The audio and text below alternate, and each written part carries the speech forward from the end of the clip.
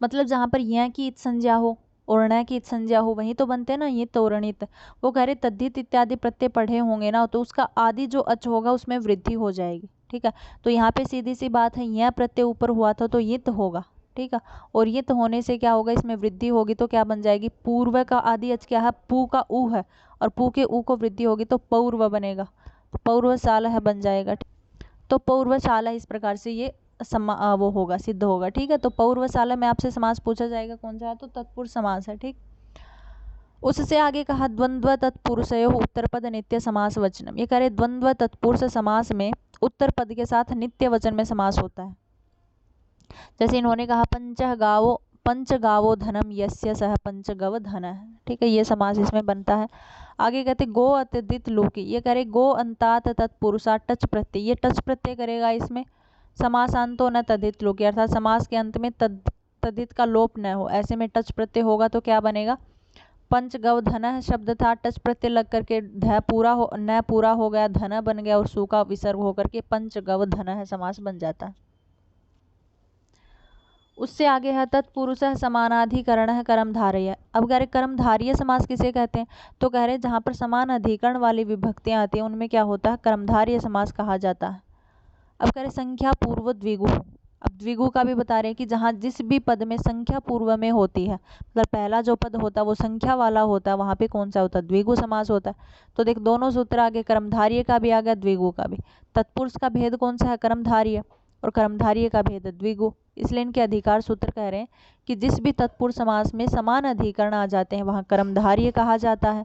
और उसके तुरंत बाद में अगला सूत्र कहा कि जिस भी पद के पूर्व में संख्या आ जाती है तो संख्या पूर्व द्विगु सूत्र से क्या बन जाता है, वो द्विगु समास कहा जाता है। और आगे कहा द्विगु के बाद में ही कहा कि सह नपुंसकम, अर्थात वो जो द्विगु समास बनेगा वो हमेशा नपुंसकलिंग में बनेगा। ठीक है, नपुंसकम अर्थात नपुंसकलिंग में बनेगा। तो यही कह रहे हैं कि पंचानाम गवानाम समाहार है इति पंचगवम। तो यहाँ पे देखा जाए तो गाय शब्द कैसा है, गाय शब्द नपुंसकलिंग में नहीं चलता है, लेकिन फिर भी ये द्विगु समास में बना, इसके पूर्व में संख्या है 5 गायों का समाहार, ऐसी संख्या, इसलिए यहाँ पे गवाम पद किस में बना, नपुंसकलिंग में बना, क्योंकि सूत्र स्वयं कह रहा कि सह नपुंसकम, अर्थात जहाँ पर संख्या पूर्व में होगी द्विगु समास बनेगा वो हमेशा नित्य ही क्या होगा, नपुंसकलिंग में बनेगा, इसलिए क्या बनेगा, पंचगवम बन जाएगा। ठीक, ऊपर आया था पंचगव धन है, वो तत्पुरुष समास था, अब पंचगवम क्या है, यह द्विगु समास कहा जाएगा। अब उसके बाद में कहा विशेषणम विशेषण बहुलम। ये कह रहे जहाँ पर विशेषण और विशेष्य की विशेषता दिखाई जाए उसमें क्या होता है, बहुलता से समास होता है, यानी कर्मधारय समास होता है, क्योंकि विशेषण विशेष्य की प्रधानता कहाँ होती है, कर्मधारय में। और दोनों विभक्तियां समान होती हैं, क्योंकि ऊपर सूत्र में बताया था कि तत्पुरुष समानाधिकरण है, कि जहाँ पर दोनों अधिकरण समान हो, दोनों पदों में विभक्ति समान हो, वहाँ पर क्या होता है, कर्मधारय समास कहा जाता है। तो नीलम च उत्पलम च नीलोत्पलम, तो नीलम में भी और उत्पलम में भी प्रथमा प्रथमा दोनों में समान अधिकरण, इसलिए क्या बन जाएगा, नीलोत्पलम। अगर खोल के देखेंगे तो नीला है जो कमल, तो यहाँ पे कमल क्या है, विशेष्य है, और विशेषण क्या है कमल का, नीला कमल, क्योंकि कमल कैसा होता है, किसी भी प्रकार का कलर दे सकते हैं हम, यहाँ पढ़ना है, इसलिए यहाँ पे नीला कलर यहाँ पे विशेषण बनाया गया है, और उत्पल कैसा है, एक विशेष्य है, तो यहाँ पे विशेष्य और विशेषण की प्रधानता में क्या होता है, कर्मधारय समास कहा जाता है, कर्मधारय तत्पुरुष समास। ऐसे ही कृष्ण सर्प है, काला है सर्प, कृष्णम सर्प है, कृष्ण सर्प है, तो यहाँ पे सांप क्या है, विशेष्य है सर्प, और कृष्ण इसकी विशेषता है यानी काला सांप, तो इसका विशेषण हो गया तो कृष्ण सर्प बन जाएगा।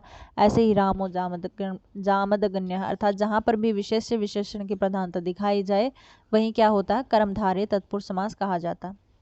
अब ये विशेष्य विशेषण थे। अब कह रहे हैं कि जहाँ पर उपमानानि सामान्य वचन ही, सामान्य वचन में जहाँ पर उपमा का प्रयोग किया जाए, ऐसे विशेष्य विशेषण में कुछ ज़्यादा वो नहीं होता, अंतर नहीं होता। विशेष्य में क्या होता है, एक विशेष्य अलग होता है, उसका विशेषण अलग होता है, और उपमा में हम सीधी सीधी उपमा दिखा देते हैं। तो कह रही कि जहाँ पर उपमा इत्यादि का बोध हो वहाँ भी कौन सा समास होता है, कर्मधारय तत्पुरुष समास।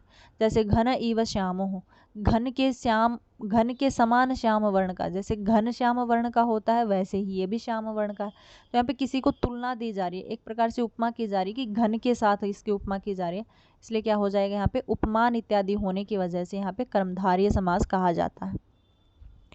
अब उससे आगे एक वार्तिक कहा करे साक पार्थिवादीनाम सिद्धे उत्तर पद लोपस्य उपसंख्यानम। ये भी इंपॉर्टेंट है। ये करे कि साक पार्थिवादी जहाँ पर शब्द आते हैं तो उनके उत्तर पद का लोप हो जाता है। ठीक है। उत्तर पद का मतलब दो पद होते हैं, उनमें से पहले पद के उत्तर पद का ही लोप होता है, तो इसको क्या बोलते हैं, मतलब दोनों पदों से बीच से किसी चीज को गायब करना, यानी मध्य का लोप करना, तो इसको ना मध्य लोपी तत्पुरुष समास कहा जाता है। ठीक है, मध्य पद लोपी, क्योंकि दो के बीच से, यहाँ पर जैसे शब्द क्या था, शाक प्रिय पार्थिव है, ये पूरा शब्द है। एक पद है शाक प्रिय है और दूसरा है पार्थिव है। ऐसे ही एक शब्द है देव पूजक है और दूसरा है ब्राह्मण है। ऐसे ऐसे दो दो पद हैं, लेकिन यहाँ पे शाक प्रिय में प्रिय का लोप हो जाएगा, यानी पहले पद के उत्तर पद का, उत्तर भाग का लोप होगा। ऐसे ही देव पूजक में क्या होगा, पूजक का लोप हो जाएगा, यानी पूर्व पद के उत्तर भाग का लोप होगा, तो देव बच जाएगा। तो शाक प्रिय पार्थिव है, शाक पार्थिव है। देव पूजको ब्राह्मण है इति देव ब्राह्मण है। तो यहाँ पे शाक पार्थिव और देव ब्राह्मण दोनों में मध्य का लोप हुआ, इसलिए कौन सा समास है, मध्यम लोपी तत्पुरुष समास कहा जाता है। ठीक है, मध्यम पद लोपी, जहाँ पे मध्य का लोप हो। तो वार्तिक कह रहा कि शाक पार्थिव इत्यादि शब्दों में क्या होता है, उत्तर पद का लोप हो जाता है। आगे कह रहे नए, नए समास भी इसी के अंतर्गत पढ़ा जाता है। कह रहे नए सुपहासः समस्यन्ते, कि नए तत्पुरुष के साथ क्या होता है, सुबंतों के साथ इसका समास कहा जाता है। वैसे तो समास सुबंतों में ही होते हैं। और उसके बाद में कहा न लोपो नय है, ये कह रही नए के नकार का लोप हो जाए। नए प्रत्यय, नए समाहार है, सॉरी नए समास है, तो नए समास कैसा है, न ये का लोप हो जाता है। और लेकिन न का लोप कौन करेगा, तो सूत्र आता है न लोपो नय है, अर्थात नए प्रत्याहार, नए समास जो होता है उसमें नए के नकार का लोप हो जावे। जैसे न ब्राह्मण है, तो न कौन सा है, नए तत्पुरुष वाला न है, तो इसमें नए तत्पुरुष के नकार का लोप होगा, तो बचेगा न का लोप होने के बाद बचेगा अ, तो बचेगा क्या, अब्राह्मण है बन जाएगा। न ब्राह्मण ही थी अब्राह्मण है। और जहाँ पर न का लोप न चाहिए या चाहिए इसके एक्स्ट्रा कोई न चाहिए, तो क्या करें, तस्मात् नुडसी, कि नए उत्तर पद हो, आज़ादी हो, तो वहाँ पे क्या हो जाए, नुट का आगम हो जाए। मतलब यहाँ पे क्या था, नए का न आया हुआ था, उसके तुरंत बाद में ब्राह्मण था, और ब्राह्मण पद कैसा है, व्यंजन है, व्यंजन यानी हलंत है। लेकिन कह रहे कि जहाँ नए तत्पुरुष के बाद में कोई आज़ादी पद आता हो, तो बीच में नुट का आगम हो जाता है। तो यहाँ पे शब्द क्या है, न एकधा, एकधा पद कैसा है, ए जो है वो ऐ, मतलब इसमें स्वरों में पढ़ा गया है, तो इसलिए न का तो लोप हो जाएगा और नुट का न बचेगा।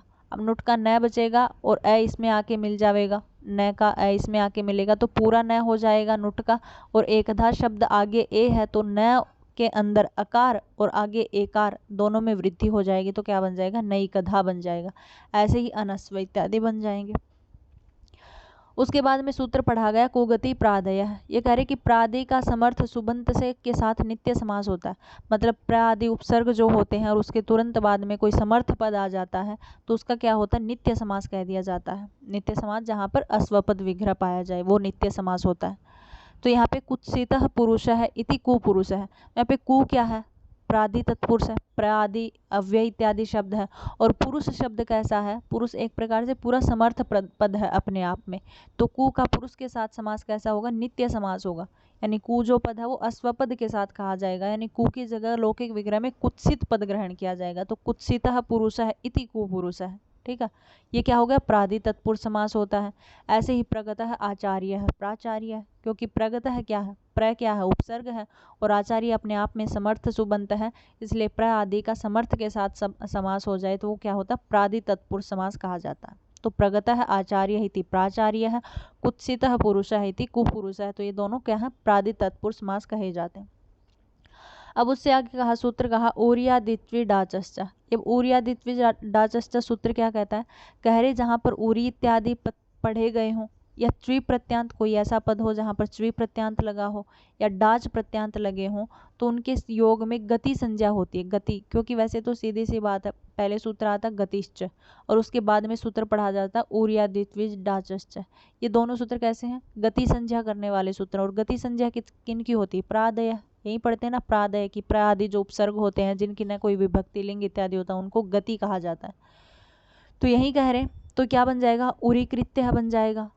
अशुक्लम शुक्लम कृत्वा इति शुक्लीकृत्य, पटत पटत इति कृत्वा पटपटा कृत्य, और शोभन पुरुष इति सुपुरुष है। ये सारे पद क्या बन जाएंगे, गति तत्पुरुष समास में बन जाते हैं। ठीक है, इनकी गति संज्ञा हुई है, शुक्लीकृत्य है, उरीकृत्य है, पटपटाकृत्य है, सुपुरुष है, सुपसर्ग है, इसकी गति संज्ञा हुई है। तो ये सारे कैसे हैं, गति तत्पुरुष समास कहे जाएंगे। और या द्वित्वी डाचस्थ सूत्र से। ठीक है, उरी इत्यादि शब्द डाच प्रत्यांत से बने हुए, स्वी प्रत्यांत से बने हुए शब्दों कैसी होती, गति तत्पुरुष समास कहा जाता है। अब देखो यहाँ से एक एक विभक्ति प्रारंभ होती है कि कुछ उपसर्ग ऐसे होते हैं जो प्रथमा में आते हैं किसी अर्थ को लेकर के, कुछ उपसर्ग ऐसे होते हैं जो द्वितीया में आते हैं लेकिन किसी अन्य अर्थ को लेकर के। तो वहीं सबसे पहले क्या करे प्रादयो गत्याद्य अर्थे प्रथमाया, करे प्र आदि उपसर्ग के साथ समास हो गति आदि अर्थ में, और कैसा हो, प्रथमा में होना चाहिए, प्रथमा में कहा गया हो। तो प्र आदि का प्रथमांत समर्थ के साथ गत इत्यादि अर्थ में समास होता है, मतलब कोई भी पद होगा वो समर्थ होगा लेकिन अर्थ कैसा निकलेगा, गत आदि अर्थ निकलेगा। तो प्रगतः आचार्य इति प्राचार्य है, यहाँ पे क्या है, प्रउपसर्ग गतः अर्थ में कहा गया है, इसलिए प्रउपसर्ग क्या बना, प्रगतः, प्रगतः आचार्य इति प्राचार्य है, ये प्रथमा में कहा जाएगा। अब उसके बाद में दूसरा सूत्र कहते अत्यादयः क्रांत्वा आद्यर्थे द्वितीयायः, अगर अति आदि का समास होता है, अति आदि उपसर्ग का द्वितीया में समास होता है, किस अर्थ में, कहते क्रांत इत्यादि अर्थ में, ठीक है, क्रांति। तो कह रहे अति आदि का द्वितीयांत सुबंत के समास, सुबंत मतलब दूसरा जो पद होगा वो कैसा होगा, द्वितीया में पढ़ा होगा, द्वितीया के साथ समास होता है लेकिन किस अर्थ में, क्रांत इत्यादि अर्थ में, ये ना पूछे जाते हैं, ठीक है, इंपॉर्टेंट है, क्रांत इत्यादि अर्थ में। तो यहाँ पे देखो अतिमालः शब्द बना है, अब लौकिक विग्रह करेंगे तो क्या होगा, अतिक्रांतो मालम, क्योंकि अति उपसर्ग किस अर्थ में आया है, क्रांत अर्थ में आया है। या फिर आपसे ये भी पूछ लिया जाएगा कि अतिमालह में अति उपसर्ग किस अर्थ में कहा गया है, या प्राचार्य में प्र उपसर्ग किस अर्थ में कहा गया, तो बताना कि प्राचार्य में प्र उपसर्ग गतः के अर्थ में कहा गया है और अतिमालह में अति उपसर्ग अतिक्रांत के अर्थ में कहा गया है इस सूत्र के द्वारा। तो यहाँ पे अतिक्रांतो मालाम, माला पद है, माला पद कैसा है, माला माला माले, माला माले माला मालाम, द्वितीय पद है। तो मालाम के साथ क्या हो गया, अति का क्रांत अर्थ में समास होगा तो क्या बनेगा, अति माला है।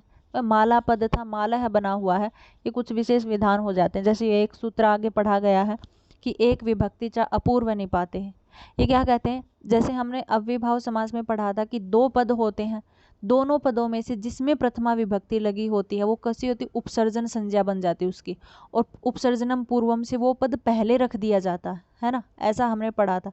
लेकिन ये सूत्र क्या कहता है कि एक विभक्ति तो कही गई होगी, यानी प्रथमा विभक्ति भले ही कही गई होगी, उपसर्जन संज्ञा भी हो रही होगी, लेकिन निपात आने की वजह से वो पूर्व में नहीं रखा जाएगा, और अति क्या है, यहाँ पे निपात है, और माला पद यहाँ पे पूर्व में नहीं रखा जाएगा, इसलिए क्या हो जाता है, ये तो थोड़ा सा आदेश सूत्र है। ऐसे ही आगे कहा गो स्त्री और उपसर्जन से, अर्थात जिसकी उपसर्जन संज्ञा हो, ऐसे गो शब्द या स्त्री प्रत्यांत कोई भी शब्द होता है उसका ह्रस्व हो जाता है। तो यहाँ पे उपसर्जन संज्ञा वाला गो शब्द तो नहीं है, लेकिन माला शब्द कैसा है, स्त्री प्रत्यांत शब्द है, इसलिए यहाँ पे क्या हो जाएगा, अंत होगा वो ह्रस्व हो जाएगा। तो माला का अंत माला का आ का अ हो जाएगा, तो अतिमाला ही रहेगा, ठीक है। ये देख लेना बस थोड़ा सा, ये तो बता रहे हैं कि कैसे बनेगा। मूल सूत्र तो यही है कि अत्याद्य क्रांताद्य अर्थ द्वितीय, कि अति आदि उपसर्ग के साथ क्रांत इत्यादि अर्थ में क्या होता है, द्वितीय तत्पुरुष समास बनता है। अब तृतीया का बता रहे हैं, कह रहे अव आदय कृष्टाद्य अर्थे तृतीया, ये कह रहे कि अव आदि उपसर्ग के साथ तृतीया का समास होता है, और वो तृतीया किस अर्थ में आएगा, अव उपसर्ग कृष्ट इत्यादि अर्थ में आएगा। तो क्या हो जाएगा, अवकृष्ट कोकिलया इति अवकोकिलः। तो यहाँ पे कोकिलया पद कौन सा है, तृतीयांत पद है, और अव उपसर्ग का साथ इसका समास होता है। तो अव उपसर्ग किस अर्थ में है, अवकृष्ट के अर्थ में है, ठीक है। यही सूत्र कह रहा है कि अव इत्यादि का तृतीया के साथ समास होता है, लेकिन किस अर्थ में, कृष्ट इत्यादि अर्थ में होता है। तो अवकृष्ट कोकिलया इति अवकोकिलः। तो आपसे पूछ लेंगे कि अव उपसर्ग किस अर्थ में आया है, तो आपको बताना है कृष्ट इत्यादि अर्थ में, यानी अवकोकिलः में किसके साथ समास हुआ है, तो अव उपसर्ग का तृतीयांत के साथ समास हुआ है। यहाँ पे कोकिला पद नहीं, कोकिलया पद के साथ समास हुआ है, ठीक है, कृष्ट इत्यादि अर्थ में। ऐसे ही अब चतुर्थी विभक्ति का कह रहे पर्यादयो गलानाद्यर्थे चतुर्था, चतुर्थ्या, ये कह रहे कि परि आदि उपसर्ग का चतुर्थ्या चतुर्थी विभक्ति के साथ समास होता है, किस अर्थ में, ग्लाना इत्यादि अर्थ में, ग्लानी इत्यादि अर्थ में, ठीक है। यानी परि आदि का चतुर्थ्यंत समर्थ समास होता है, किस अर्थ में, ग्लानी इत्यादि अर्थ में। यानी जो प्र उपसर्ग आएगा वो परि उपसर्ग आएगा वो किस अर्थ में आएगा, ग्लानी अर्थ में आएगा। तो परिग्लानी अध्ययनाय, यहाँ पे परिग्लानो अध्ययनाय, अध्ययनाय कौन सी है, चतुर्थी विभक्ति है, और परि उपसर्ग परिग्लानो अर्थ में आया, परिग्लान अर्थ में आया है, तो इसका समास बनेगा तो क्या बनेगा, परिअध्ययन है, ठीक है। आपसे पूछा जाएगा कि परिअध्ययन में कौन सा समास हुआ है, तो तत्पुरुष समास हुआ है। परि उपसर्ग के साथ चतुर्थ्यंत समास होता है, और परि उपसर्ग किस अर्थ में आता है, ग्लानि अर्थ में आता है। ठीक है, परि उपसर्ग का ग्लानि के अर्थ में चतुर्थी के साथ समास बनता है, तो क्या बनेगा, परिअध्ययन। ऐसे ही पंचमी का दिखा रहे हैं, कह रहे निरादय क्रांताद्यर्थे पंचम्या, यह कह रहे निर आदि का पंचम्यंत समर्थ सुबंत के साथ समास हो जाए, लेकिन किस अर्थ में, निष्क्रांत के अर्थ में। ठीक है, निर उपसर्ग का समास होता है पंचमी में कहा जाता है, पंचम्यंत के साथ होता है, लेकिन मुख्य क्या है, निर उपसर्ग किस अर्थ में आए, निष्क्रांत के अर्थ में आए, तो निष्क्रांत है कोसंबव्या निष्कोसाम्बी। ठीक है, तो यहाँ पे ये कोसाम्बव्या जो शब्द है वो को इसमें पंचमी में पढ़ा गया है, और निर उपसर्ग किस अर्थ में आया है, निष्क्रांत के अर्थ में आया है, इसलिए निष्कोसाम्बी बनेगा। ठीक, ये आया हुआ है पहले, तो निष्क्रांत है कोसंबव्या निष्कोसाम्बी। आगे कहा तत्रोपपदम सप्तमीस्थम, यह कह रहा है सप्तम्यंत पद कर्मणि इत्यादि के वाच्य रूप में जो स्थित कुंभ इत्यादि जो शब्द होता है उसकी उपपद संज्ञा कही जाती है, यानी उपपद तत्पुरुष समास होता है। इसका कोई विशेष नियम नहीं है, उपपद समास होगा, उपपद यानी कुंभ इत्यादि शब्द के साथ। करे उपपदम अतिंग, यह करे उपपद सुबंत का समर्थ के साथ नित्य समास होता है, और वो अतिंग कहा जाता है, तिंग नहीं होगा, यानी तिप्त जी इत्यादि प्रत्यय नहीं लगेंगे, अतिगंत होगा। तो कुंभम करोति, तो ऊपर वाला सूत्र यही कह रहा था कि सप्तमी में होगा, लेकिन कर्म के साथ समास होगा, कुंभ इत्यादि का कर्म के साथ, तो यहाँ पे कुंभम करोति इति कुंभकारः बन जाएगा। ठीक है, ये पूछा जाता कौन सा समास है, तो उपपद तत्पुरुष समास कहते हैं इसे, कुंभम करोति इति कुंभकारः, तो ये उपपद अतिंग इस सूत्र से बनता है। ठीक है, यहाँ तक करते हैं, कल आगे करेंगे, हैं काफ़ी अभी तो